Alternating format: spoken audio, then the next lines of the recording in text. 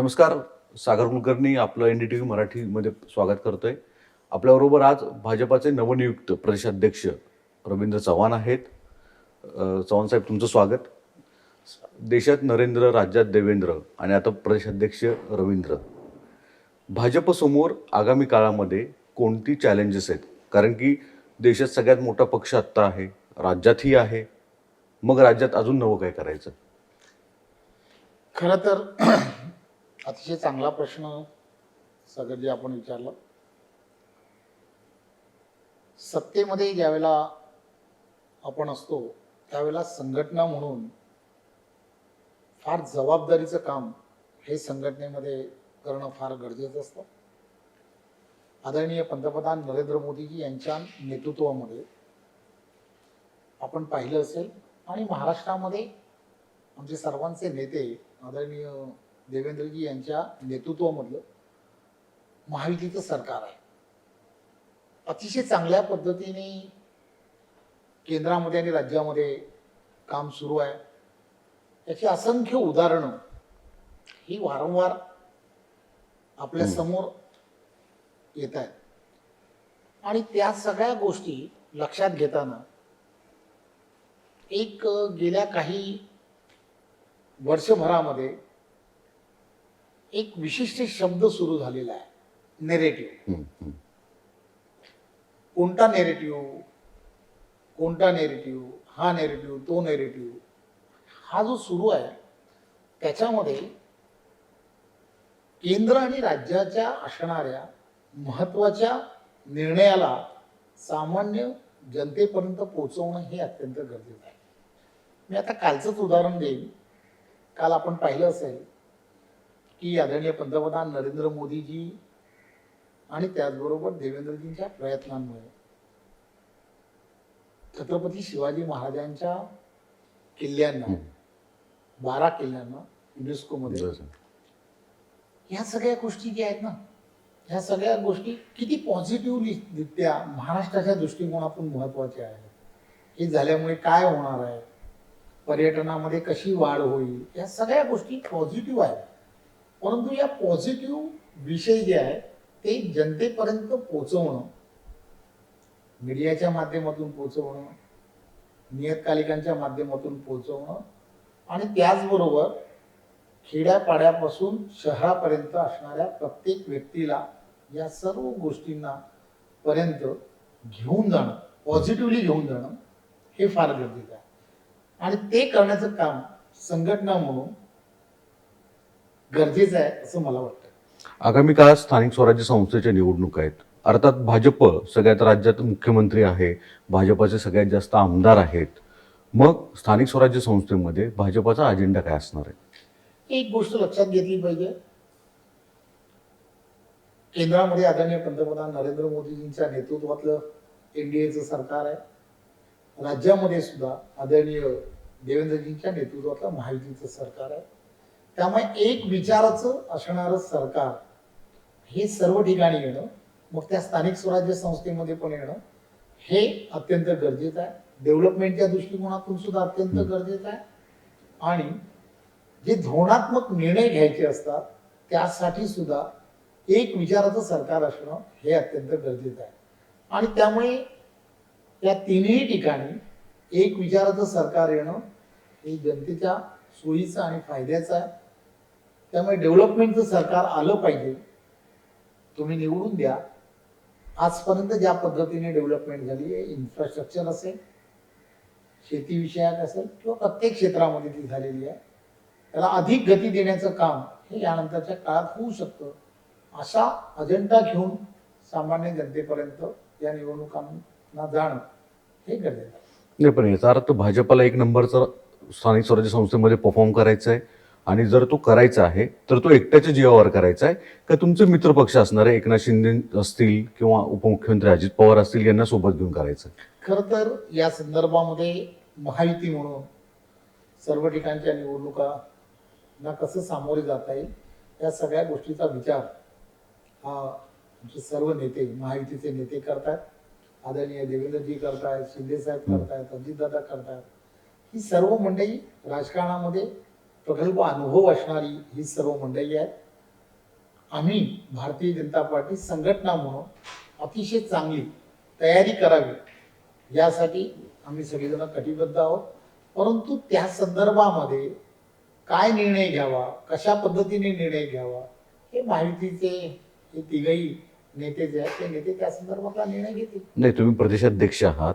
विशेषतः 2017च्या निवडणुका फार तुम्ही जवळनं पाहिल्या, विशेषतः ठाणे आणि कल्याण डोंबिवलीच्या पाहिल्या, आणि मुंबई, आता सुद्धा मुंबईमध्ये भाजपाचा महापौर व्हावा अशी विधानं तुमच्याच पक्षश्रेष्ठींकडनं वारंवार येताना दिसतात.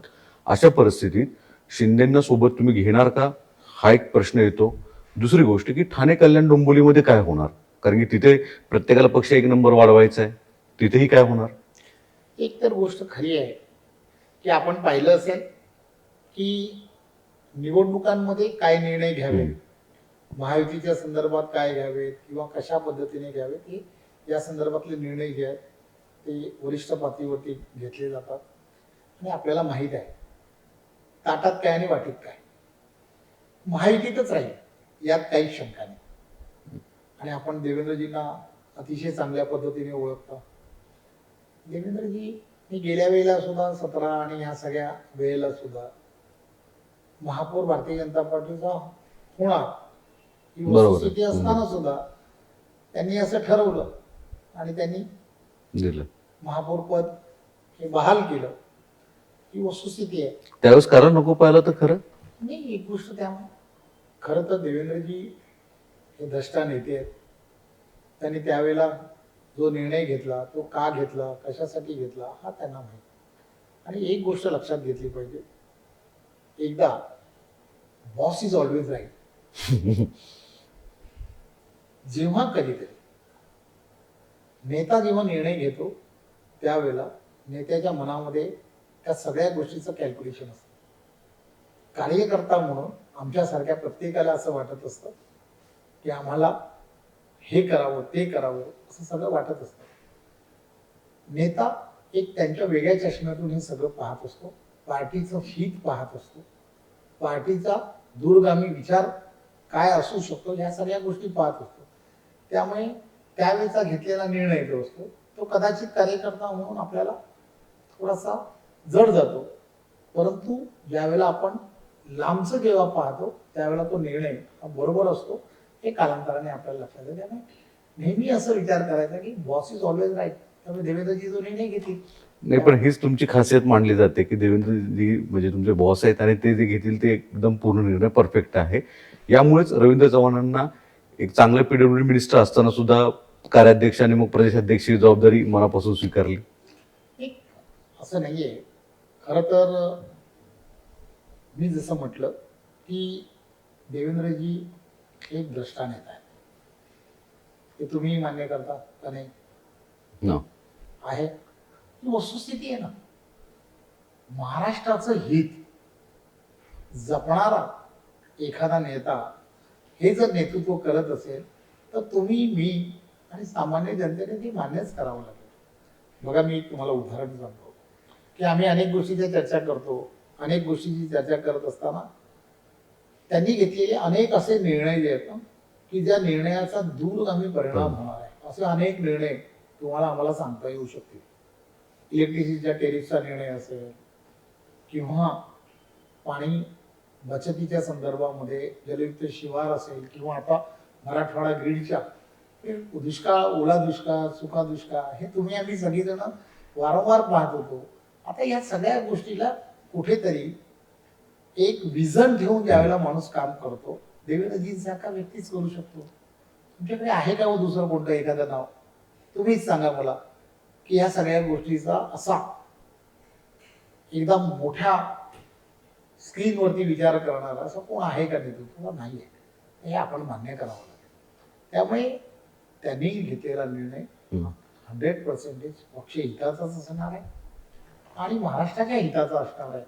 त्यामुळे आपण काय करावं की त्यांनी दिलेली जी काही लाईन असेल त्या लाईनवरती चाललं तर नक्कीच महाराष्ट्राचं आणि भारतीय जनता पार्टी दोघांचंही त्यामुळे नक्की पॉझिटिव्हली राहील, यात काही शंका नाही, मला हे विचारायचं आहे की या सगळ्या गोष्टींमध्ये आत्ता तुम्हाला भाजप इतका सक्षम वाटतो का की स्वतंत्रपणे वेगळ्या पद्धतीने लढून मुंबईत असेल किंवा MMR रिजनमध्ये असेल तो स्वतः एक नंबरवर स्वतःच्या जीवावर स्वबळावर पक्ष स्थापन स्वतःच्या जीवावर महापौर स्थापन करेल, तेवढे नगरसेवक येतील. याचं कारण की त्याचं गणित पुढे अर्थात 2029 पर्यंत जातं. एक गोष्ट लक्षात काय घेतली पाहिजे की आमच्याकडे संघटन पर्व हे गेल्या काही दिवस सुरू आहे. या संघटन पर्वामध्ये आम्ही सदस्यता नोंदणी या सगळ्या प्रक्रियेचा एक भाग म्हणून आम्ही काम करत होतो. भारतीय जनता पार्टीचा कार्यकर्त्यापासून नेत्यापर्यंत प्रत्येक जण मेहनत करत होता. मेहनत करणारी कार्यकर्त्यांची एक प्रचंड फळी ही भारतीय जनता पार्टीमध्ये आहे आणि त्यामुळेच जवळजवळ आम्ही उद्दिष्ट ठेवलं होतं 1.5 कोटी प्राथमिक सदस्य. आज जवळजवळ 1,60,00,000च्या जवळपास प्राथमिक सदस्य हे भारतीय जनता पार्टीचे झाले. महाराष्ट्रामध्ये 1.5 कोटी प्राथमिक सदस्य असणारी एकमेव पार्टी म्हणजे भारतीय जनता पार्टी.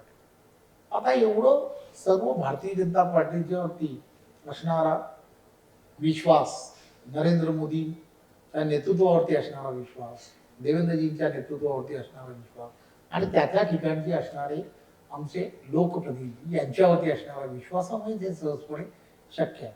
त्यामुळे आम्हाला पूर्ण खात्री की या सगळ्या भागामध्ये भारतीय जनता पार्टी अतिशय ताकदीने विस्ताराच्या दिशेने चालली आणि अजून बळकट कशी होईल यासाठी जे जे आवश्यक प्रयत्न आहेत ते प्रयत्न या निवडणुकीच्या माध्यमातून करता येऊ शकतील का ते करण्याचा आम्ही नक्कीच प्रयत्न करू. चव्हाण साहेब, मुद्दा तोच राहतो. बळकटीकरणाच्याच नावाखाली अनेक गुंडांना भाजप पक्ष प्रवेश देतं. अनेक आरोप ज्यांच्या नेत्यांवर भाजपानेच केले होते त्यांना घेताना वॉशिंग मशीनचा आरोप थेट विरोधक तुमच्यावर करतात. नाशिकचं झालं, कुणाल पाटील जे तुमचे तिथे स्थानिक आमदार आहेत ते त्याच्यामुळे नाराज आहेत. भले उघड पद्धतीने बोलायची हिंमत कोणाची नाही. तर या सगळ्या कृतीमुळे भाजपला साध्य काय करायचं? कारण की तुम्ही इतके वर्ष भाजप म्हणजे संघ परिवार, भाजप सगळ्या गोष्टी पाहिल्या डोंबिवलीपासून. तर भाजपाच्या प्रतिमेवर याच्यावरून परिणाम होतो का की फक्त निवडणूक जिंकणं हे एकमेव साधन साध्य आहे? एक गोष्ट लक्षात काय घेतली म्हणजे प्रत्येक पक्षाला असं असं वाटत असतं की आपल्या पक्षाचा विस्तार झाला पाहिजे आणि मग त्या दृष्टिकोनातून विस्तार होण्याच्या दृष्टिकोनातून वेगवेगळ्या पक्षातील असणारे लोकप्रतिनिधी असतील त्या ठिकाणचे असणारे सामाजिक जी समीकरणं असतात त्या सगळ्या गोष्टी पाहून त्या ठिकाणचं असणारी नेते मंडळी यांना सगळ्यांना पार्टीमध्ये घेण्याची प्रक्रिया ही सर्व पार्टीमध्ये सुरू असते. त्याला अपवाद फक्त काही भारतीय जनता पार्टी आहे असं नाही. त्या वेळेला एक गोष्ट पूर्णच्या पूर्ण देशभरामध्ये काय सुरू असतं. केंद्रामध्ये नरेंद्र मोदींच्या नेतृत्वातलं सरकार आहे. राज्यामध्ये सुद्धा महायुतीचं देवेंद्रजींच्या नेतृत्वातलं सरकार आहे. आम्हाला मिळालेलं स्पष्ट बहुमत 235 पेक्षा जास्त जागा या सगळ्या गोष्टी पाहता विरोधी पक्षामध्ये काम करणारे वर्षानुवर्ष काम करणारे अनेक लोकप्रतिनिधी की त्यांची अनेक विषय असू शकतील की जे वर्षानुवर्ष प्रलंबित आहेत. तिकडचे असणारे त्यांना मानणारे मतदार जे आहेत ते सुद्धा त्या प्रलंबित प्रश्नाकडे पाहत असतात की आमच्या भागातील हा प्रश्न जो आहे हा प्रश्न कसा सुटेल या दृष्टिकोनातून त्यांचाही एक दृष्टिकोन असतो. आणि मग ते प्रश्न जर सुटत नसतील तर त्यांना असं वाटत राहतं की आपण कुठेतरी हे जर प्रश्न सोडवायचे असतील तर आपल्याला सत्ता पक्षाबरोबर गेलं पाहिजे असं त्यांना वारंवार वाटत राहतं. आणि देवेंद्रजींच्या नेतृत्वामध्ये महाराष्ट्रामध्ये एक चांगलं की हा एक भ्रष्टा नेता आहे. सामान्य जनतेचं कुठेही राजकारण न करता जनतेचं काम आहे, जनहिताचं काम आहे असा विचार करून वर्षानुवर्ष विरोधी पक्षामधील असणारे अनेक जण असतील. यांना सगळ्यांचा सो अनुभव आहे की ते कुठेही राजकारण न करता मदतीचा हात हा त्यांच्याकडे असतो. एक SMS वरती ते प्रत्येकाचं काम हे कसं मार्गी लागेल यासाठी ते काम करतात. त्यामुळे स्वाभाविकपणे त्यांच्या नेतृत्वावरती विश्वास ठेवून येणाऱ्यांची संख्या ही फार मोठ्या प्रमाणामध्ये आहे. त्यामुळे बऱ्याच वेळेला त्या ठिकाणचे असणारे नेतृत्व आणि यामध्ये थोडासा अनेक वेळेला की त्यामध्ये समज गैरसमज असतात आणि मग समज गैरसमजामधून बऱ्याच वेळेला टीका टिप्पणी एक दुसऱ्यांवरती होत असते, परंतु असं कधीच होत नाही. तिकडच्या असणाऱ्या प्रत्येक नेतृत्वाला समोर घेऊन त्यांच्याशी चर्चा करून पार्टीसाठी त्याचा काय फायदा होऊ शकतो, पार्टी यानंतरच्या काळामध्ये विस्तारासाठी त्याचा काय फायदा होऊ शकतो, या सगळ्या गोष्टीची चर्चा. असं होतं की आता या सगळ्या मध्ये इनकमिंग ज्यावेळेला आहे त्यावेळेला फर्स्ट प्रायोरिटी कदाचित भारतीय जनता पार्टी असते, सेकंड प्रायोरिटी शिंदे साहेबांचा पक्ष, अजितदादांचा पक्ष, असे सगळ्यांना असतात. त्यामुळे जर आपण आपल्या बरोबर नाही घेतलं तर दुसरीकडे जाऊ शकतात आणि मग होणारं नुकसान पार्टीचं भविष्यामध्ये. महायुतीमध्येच दोन पक्ष एकत्र काम करत असताना पुन्हा तिथे होणारे स्लॅशेस, या सगळ्या गोष्टीचा थोडासा विचार करणं, या सगळ्या गोष्टी विचार केल्यानंतर सगळ्यांशी चर्चा करून पॉझिटिव्हली आपल्याला कोणत्या दिशेला जाता येतं, या सगळ्या गोष्टींचा विचार करून काही निर्णय घ्यावे लागतात. नाही, पण ही डोकेदुखी होत नाही का? मग वाढणार पक्षाची प्रतिमेवरही प्रश्न आहे, डोकेदुखी आहे. शेवटी एका तालुक्यातले दोन नेते एकाच पार्टीमध्ये जे एकमेकांचे कट्टर विरोधक आहेत, वाद तर होणं हे अपेक्षितच आहे. दोन गोष्टी आहेत की पार्टी एवढी मोठी आहे, त्यामुळे एवढ्या मोठ्या पार्टीमध्ये आज आपण पण इंटरव्ह्यू करतोय, सागरमध्ये करतोय, त्यामुळे असंच आहे. शेवटी मोठी पार्टी, सगळेजण या पार्टीमध्ये सामावून घेतील आणि राष्ट्रीय विचारधारेला धरून जर एखादा व्यक्ती जर पार्टीमध्ये काम करायला जर सुरू करणार असेल तर तो ऑलवेज वेलकम आहे. देश हिताच्या दृष्टिकोनातून, राष्ट्रहिताच्या दृष्टिकोनातून, महाराष्ट्र हिताच्या दृष्टिकोनातून जर तुम्हाला एकत्र यायचं असेल तर काय करायचं विरोधकांनी, काय करायचं काय, जनतेचं हित जर भोगवायचं असेल तर जनतेच्या हितासाठी जर कोणी एकत्र येत असेल तर मग आपला इगो हा फार छोटा आहे. त्यामुळे राष्ट्रहित हे प्राधान्य आहे. नाही, मग राष्ट्रहित जर साध्य करायचं असेल तर मग उद्या भविष्यामध्ये इतर तुमचे विरोधक आहेत तेही तुम्हाला समर्थन करत असतील तर सगळ्यांना घेणार असं नाही. हे आपण पाहिलं असेल की गेल्या काही वर्षा अगोदर पासून आपण पाहिलं असेल की अजितदादा हे आमच्या कित्येक वर्ष हे आमच्या विरोधात होते, पण त्यांनी आदरणीय पंतप्रधान नरेंद्र मोदींच्या नेतृत्वामध्ये राष्ट्रहिताच्या दृष्टिकोनातून ते आमच्याबरोबर जोडले गेले. अतिशय चांगल्या पद्धतीने तेही त्यांच्या विचारधारेसाठी काम करत आहेत, आम्ही आमची विचारधारा धरून काम करतोय. आमच्यामध्ये काहीच क्लॅशेस नाहीत. अतिशय चांगल्या पद्धतीने तेही काम करतात, आम्ही काम करतो. बरोबर. याचा अर्थ काय, जेव्हा सामान्य जनतेचं हित बघून एखादा व्यक्ती पाठच्या सर्व गोष्टी सोडून जर राष्ट्रहिताच्या दृष्टिकोनातून जर बरोबर येत असेल, नाही म्हणजे मग उद्धव साहेब तर जुनेच होते सहकारी, त्यांना कोणी अडवलं होतं? परत येत असेल तर एक गोष्ट लक्षात घेतली पाहिजे, आदरणीय पंतप्रधान नरेंद्र मोदीजींच्या नेतृत्वात राष्ट्रहिताचा विचार करत जर कोणीही व्यक्ती जर भारतीय जनता पार्टीमध्ये येत असेल तर काही अडचण नाही, हे लक्षात घ्या. कालचं जनसुराज्य बिल आहे, हे बिल तुम्ही मला सांगा ते योग्य का अयोग्य? तुम्हीच सांगा सगळ्यांनी. ते म्हणतात अयोग्य. नक्षलवादी कारवाया बंद झाल्या पाहिजेत म्हणून आलेलं बिल जर ते अयोग्य म्हणत असतील तर काय जनहित आहे हे कधीतरी विचार करायला हवा. विरोधाला विरोध असं होता का म्हणे, जे चांगलं आहे त्याला चांगलंच म्हटलं पाहिजे. बरोबर. पण मग त्यांचा स्टँड कशामुळे असं वाटतं? तुमचा राजकीय पॉलिटिकल अनालिसिस काय आहे, कशामुळे? कारण की हिंदुत्व लाईन तर आधी तुमची त्यांची होतीच, स्पष्ट आहे. अडचण बघा, त्यांचीच लाईन बदलते, आमची नाही बदलली आहे. लक्षात घ्या, त्यांचं पूर्वीचं बोलणं तमाम म्हणायचे ते बदललं होतं त्याचे मध्यंतरीच्या काळामध्ये. ते का बदललं हे त्यांनाच माहिती.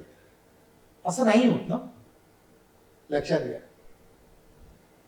कुठेतरी तुम्ही स्वतःचा इगो बाजूला ठेवून राष्ट्रहित, बाळासाहेबांचं नेहमी महायुतीमध्ये ते असं नेहमी म्हणायचं की ते राष्ट्रहित आहे, म्हणून आम्ही भारतीय जनता पार्टी आणि शिवसेना ही युती आहे. राष्ट्रहित याचा विचारच करत नाहीये.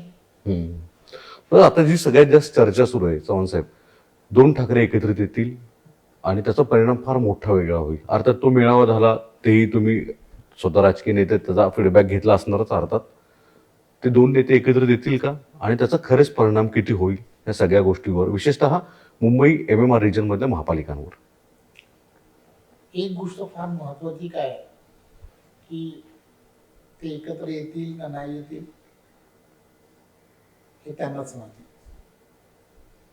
पण भारतीय जनता पार्टी म्हणून आम्ही सर्व भारतीय जनता पार्टीचे कार्यकर्ते हे 24/7 डोक्यामध्ये संघटना आहे. संघटना अधिक मजबूत बळकट कशी होईल यासाठी काम करतो आणि काम करत असताना कुठेही असा विचार करत नाही की काय करावं किंवा निवडणुकीच्या वेळेला नक्की काय होईल. त्यावेळेला तो निर्णय होतो, त्या निर्णयाच्या दिशेने आम्ही जातो. त्यामुळे आता सध्या तरी आम्ही भारतीय जनता पार्टी संघटना म्हणून अतिशय ताकदीने पूर्ण महाराष्ट्रामध्ये भारतीय जनता पार्टी अधिक बळकट कशी होईल या दिशेने आम्ही काम करतो. आणि येणारा काळ जो आहे त्या काळामध्ये ज्या दिशेने आम्हाला जायला हवं, नेतृत्व ज्या दिशेने जाण्यासाठी सांगेल त्या दिशेने आम्ही जाऊ. नाही, पण 2 ठाकरेंच्या एकत्रित येण्यामुळे मराठी मतांचं एकत्रीकरण होणं, याचा मुद्दामून केलेला राजकारणाचा पडसाद म्हणून हिंदी कंपल्सरी भाषा जो आहे तो GR काढणं असेल, तशा स्वरूपाची कृत्य, किंवा महाराष्ट्रामध्ये विशेषतः मीरा रोड जिथे हिंदी भाषिक लोक खूप मोठ्या प्रमाणामध्ये वाढत आहेत, अशा ठिकाणी मोर्चे, परवानगी देणं, नाकारणं, अशा कृती घडणं, हे सगळं काही घडतंय का? आणि मुळात 2 ठाकरे एकत्रित येण्याने भाजपाला त्याचा फायदा होईल का तोटा होईल? तुमचं राजकीय अनालिसिस काय आहे याच्यातलं? खरं तर 2 गोष्टी असतात. ॲनालिसिस हा जो प्रकार आहे हा निवडणुकीच्या नंतर करणं हा कधीही बरं असतो. परंतु आत्ता मला असं वाटतं मग मराठीचा असा ठाकरे विचार करत नाही, मग मताचाच म्हणून ते विचार करतायत. या संदर्भामध्ये अतिशय स्पष्टपणे देवेंद्रजींनी मुख्यमंत्री म्हणून, भारतीय जनता पार्टीचे प्रमुख म्हणून त्यांनी भूमिका अतिशय स्पष्टपणे मांडली. मराठी हीच सक्तीची असेल हे वारंवार प्रत्येक ठिकाणी सांगितलं. मीडियावरती सांगितलं, प्रिंट मीडियाला सांगितलं, सरकार म्हणून सांगितलं, वेगवेगळ्या व्यासपीठावरून सांगितलं, प्रत्यक्षपणे भेटीत सांगितलं. हिंदी आणि इतर भाषा या ऑप्शनल आहेत असंही सांगितलं. असं सांगितल्यानंतर सुद्धा समाधान न झाल्यानंतर एक कमिटी तयार करावी.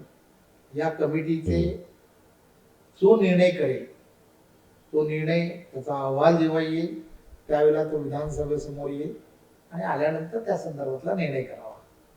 एवढं स्पष्टपणे सर्व सांगितल्यानंतर सुद्धा त्या संदर्भामध्ये अधिक राजकारण करावं हे निवडणुकीला डोळ्यासमोर बघूनच केलेलं आहे. ही वस्तुस्थिती ही संपूर्ण महाराष्ट्राला माहीत आहे. काय मला असं वाटतं की आमच्या दृष्टिकोनातून महाराष्ट्रामध्ये डेव्हलपमेंटसाठी काय करावं लागेल, डेव्हलपमेंटसाठी कोणत्या कोणत्या योजनांवरती बळ दिला पाहिजे, या सगळ्या गोष्टी महत्वाच्या आहेत असं मला वाटतं. वेळ जी आहे ही सातत्याने पुढे जात असते. बघा ना, 6-8 महिने या सत्तेमधले निघून गेले, ते आपल्यालाही कळलं नाही. 100 दिवसाचा देवेंद्रजींचा कार्यक्रम होता, प्रशासनासाठी, मंत्र्यांसाठी, सर्वांसाठी होता. तो अतिशय चांगल्या पद्धतीने त्यांनी पुढे नेला.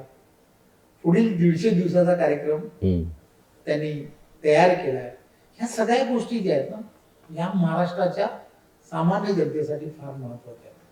आणि त्या यशस्वी होण्याच्या कोणी आड येऊ नये किंवा त्या सगळ्या गोष्टी वेळेत पूर्ण व्हाव्यात यासाठी अधिक प्रयत्न कसा करता येऊ शकतो तो सरकार म्हणून सरकारने करायला हवा, आणि संघटना म्हणून ते झालेले सर्व निर्णय जे आहेत ते सामान्य जनतेपर्यंत पोहोचवणं हे आमचं सर्वांचं काम ते आहे. मुंबईतले अनेक मराठी मतदार हे ठाणे, डोंबिवली अशा भागांमध्ये प्रस्थापित तिकडे होऊन गेले, राहायला गेले तिकडे. आणि तुमच्या क्षेत्रांमध्ये सुद्धा म्हणजे तुम्ही डोंबिवलीचं प्रतिनिधित्व करता मूळ म्हणून, तिथे सुद्धा हा मराठी वाद याचा परिणाम मोठ्या प्रमाणामध्ये होईल. तर याचा खरा फायदा ठाकरेंना खरं होईल, याचा फाटका शिंदेंना बसेल अशी एक चर्चा आहे. हे तुमचं याच्यावर काय मत आहे? मी तेच म्हटलं की अजून निवडणुकांना फार वेळ आहे. अजूनही त्याच्यामध्ये नक्की कोण कोणाच्या बाजूनी जातील किंवा राहतील हे अजूनही काही स्पष्टता नाही. मेळावा झाल्यानंतर राजसाहेबांनी तसं सुचवातही केलं की युतीच्या संदर्भात काही भाष्य करू नये. भाष्य करू नये. याचा अर्थ एकदम स्पष्ट आहे की या सगळ्या गोष्टी प्रत्येक जण प्रत्येक पार्टी थोडस चाचपून बघण्याचा प्रयत्न करत आहे. परंतु भारतीय जनता पार्टीची भूमिका एकदम स्पष्ट आहे. आम्ही डेव्हलपमेंटच्या दिशेने जाणार, डेव्हलपमेंट जास्तीत जास्त कशी होईल यासाठी प्रयत्न करणार, आणि केंद्र आणि राज्य यांच्या समन्वयातून महाराष्ट्राच्या सर्वांगीण विकासाला जे जे आवश्यक आहे ते निर्णय हे तातडीने घेणं आणि त्याची अंमलबजावणी करणं हे जे देवेंद्रजी विचार करतायत, जो त्यांचा टाइम बॉम्ब पिरियड म्हणून त्यांनी ठरवला आहे 100 दिवस 150 दिवस, या सगळ्या गोष्टी फार गरजेच्या आहेत. भाषिक राजकारणापेक्षा तुमचे डेव्हलपमेंट अजेंडा आहे असं तुमचं म्हणणं आहे? हो, डेव्हलपमेंटच फार महत्वाची आहे. दुसरं की गेल्या काही दिवसांमध्ये विशेषतः एकनाथ शिंदेचे जे वेगवेगळे नेते आहेत त्यांच्याच अडचणी वाढणं, म्हणजे संजय गायकवाडांसारखं जे कृती करतात त्याचं तुमची त्या दृष्टिकोन शेवटी सरकार म्हणून तुमच्यावर इम्पॅक्ट होतोच आहे. काय करणार साहेब, आम्ही आमच्या पार्टीतील कार्यकर्त्यांबद्दल पदाधिकाऱ्यांबरोबर आम्ही बोलू शकतो. त्यांच्याबद्दल त्यांच्या पार्टीतील नेते आहेत, नाही, मित्र पक्ष आहे ना शेवटी. मित्र पक्ष म्हणून काय झालं, त्यांची भूमिका त्यांच्या पार्टीची भूमिका हे ते मांडतील. एखादा व्यक्ती जो आहे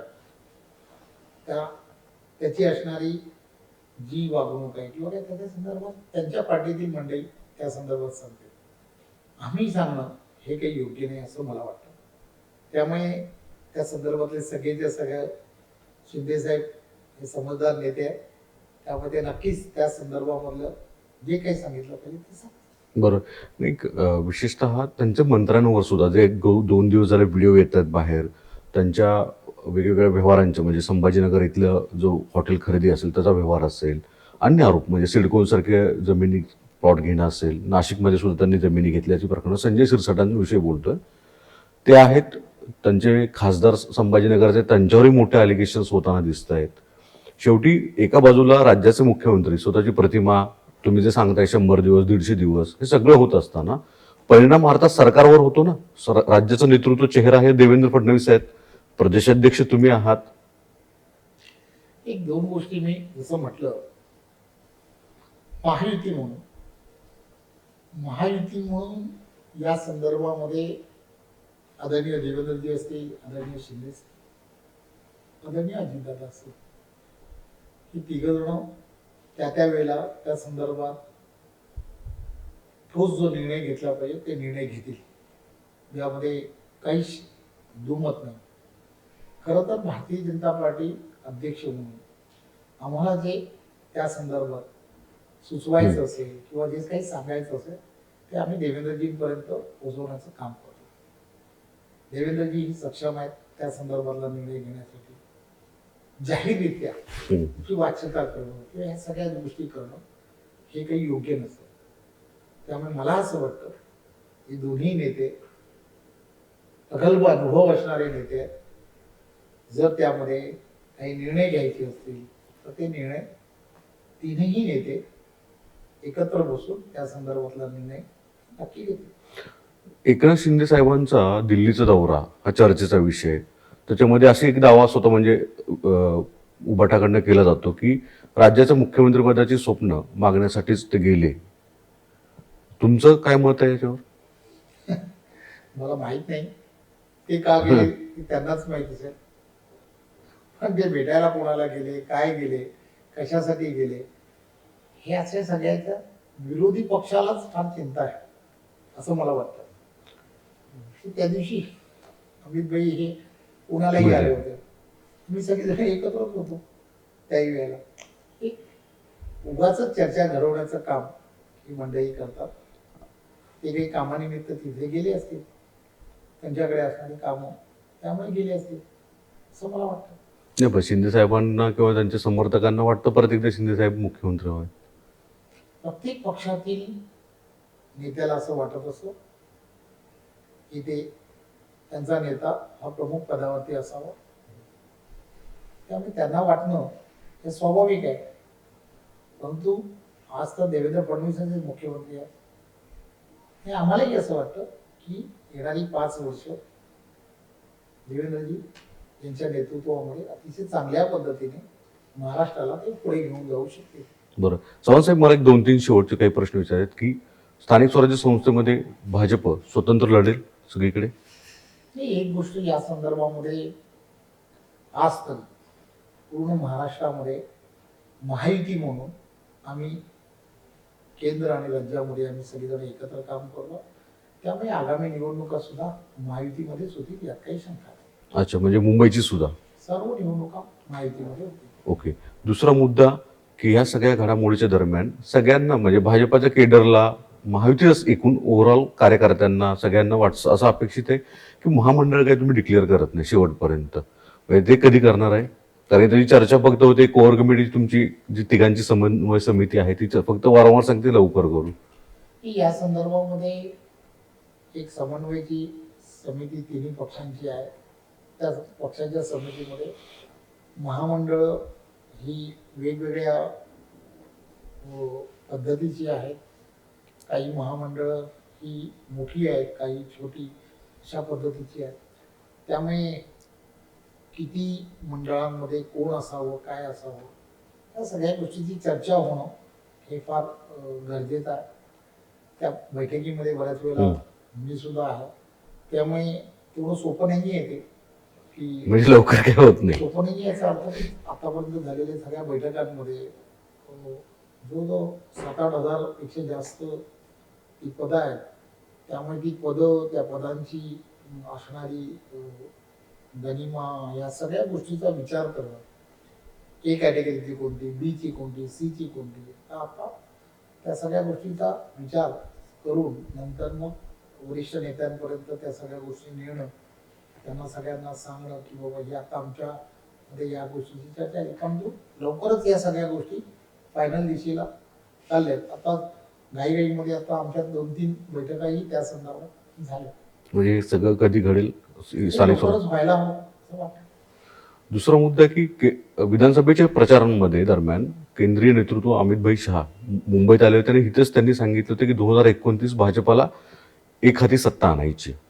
भाजपासमोरची आव्हानं मग कशी असतील? कारण की मित्रपक्ष सोबत राहत आहेत तुमच्या, तेही संख्या त्यांची वाढवत आहेत, म्हणजे तिथेही पक्षप्रवेश रोज आठवड्याला आहेच आहे सुरू, आणि तुमच्या इथेही सुरू आहे. मग एक गोष्ट लक्षात काय घेतली पाहिजे, मी जसं मगाशी म्हटलं, प्रत्येक पक्ष जो आहे त्याला विस्ताराचं करावं असं प्रत्येकाला वाटत असतं. भारतीय जनता पार्टी करताय, शिंदे सेना करताय, अजितदादांचे असणारी राष्ट्रवादी करताय. त्यामुळे प्रत्येक जण आपल्या पक्षाचा स्ट्रेंथ वाढली पाहिजे यासाठी प्रयत्न करतात, यात काहीच दुमत नाही.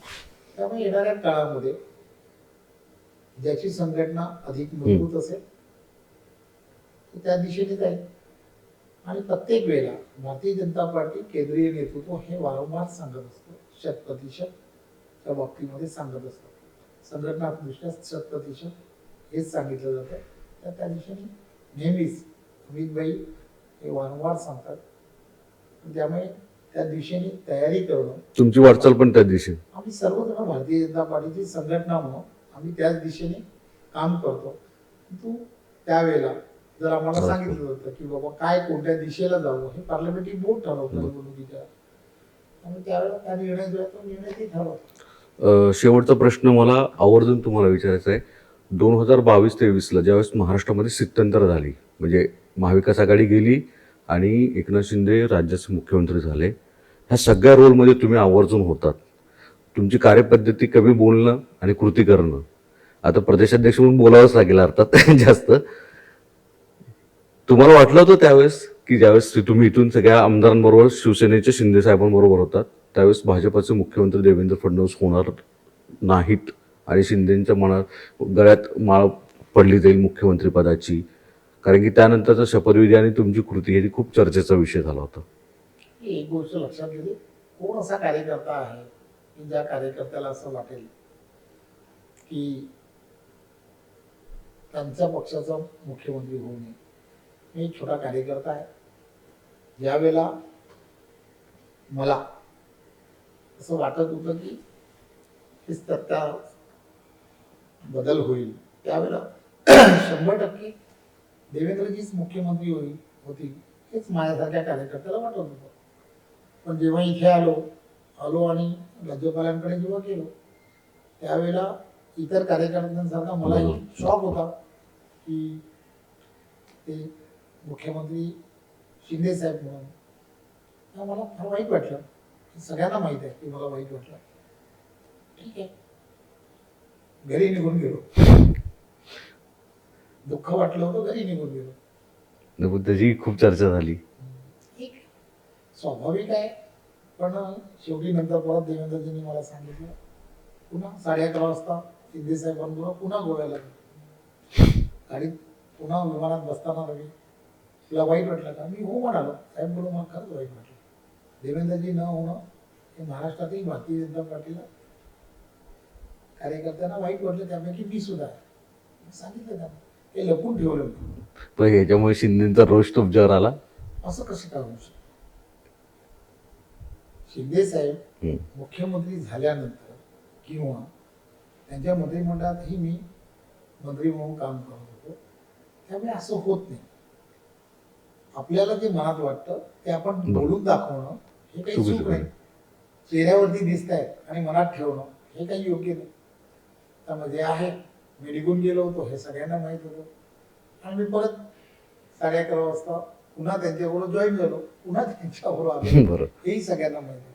त्यामुळे शेवटी पार्टीने दिलेली जबाबदारी ती जबाबदारी म्हणून ती खराब होईल. बरोबर. चव्हाण साहेब, तुम्हाला नवीन अध्यक्ष झाल्यानंतर ते पुढच्या कार्यकाळासाठी आमच्याकडून शुभेच्छा. भाजप हा पुढील काळामध्ये अधिक चांगला आणि सक्षम करण्याचा प्रयत्न आणि त्याच्या दृष्टीने पावलं टाकण्याची भूमिका रवींद्र चव्हाण यांनी मांडली. तुम्ही आमचे संवाद साधल्याबद्दल धन्यवाद.